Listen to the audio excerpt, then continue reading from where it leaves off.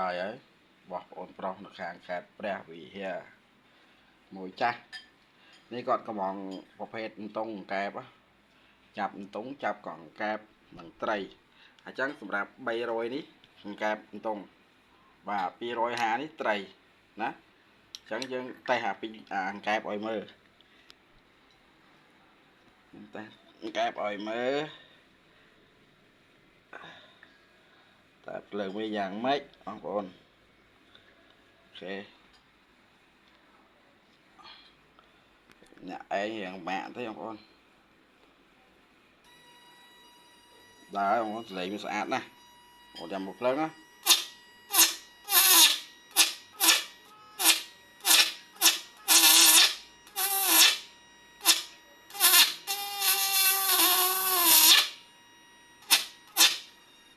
បាទភ្លើងវាខ្លាំងណាស់បងប្អូនភ្លើង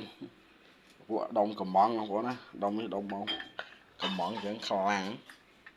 វេទចាប់កង្កែបហ្នឹងអានេះថាបាក់ឆ្អឹងកង្កែបបងប្អូនវេទនេះកង្កែបឯងតុងបុបរួញមកហើយកាច់ទៅនេះ250នេះជាងលេងត្រីចឹងហើយគាត់កំងអាគុយមួយដែរនេះអាគុយនេះទម្ងន់វា3គីឡូបងប្អូន3គីឡូអាគុយនេះចូលបងប្អូនណាគុយនេះគាត់កំងមួយឈុតនេះហើយស្រាលបងប្អូនស្ពាយដើរអត់ធ្ងន់ទេនេះមកយកទៅឬក៏មិនធ្ងន់ទេ3គីឡូបងប្អូនខុសពីអាគុយទឹកយើង15គីឡូ13គីឡូតុងទឹកហើយយើងលើកដៃមួយចេះអត់រួចទេបងប្អូននេះយើងក្លាប់លេងតាមចិត្តបងប្អូនរួយ3គីឡូអញ្ចឹងបងប្អូនស្ពាយតាមចិត្តហើយអត់ចូលទឹកទេគុយនេះអត់ចូលទឹកទេណាបងប្អូនហើយវាបើសិនជាយើងបញ្ចូលមានភាគរយថ្មវាលោតបងប្អូននេះបងប្អូនភាគរយវាថ្មវាពេញអាហ្នឹងបើមានបញ្ចូលវាមានភាគរយថ្មវាលោតអញ្ចឹងបងប្អូន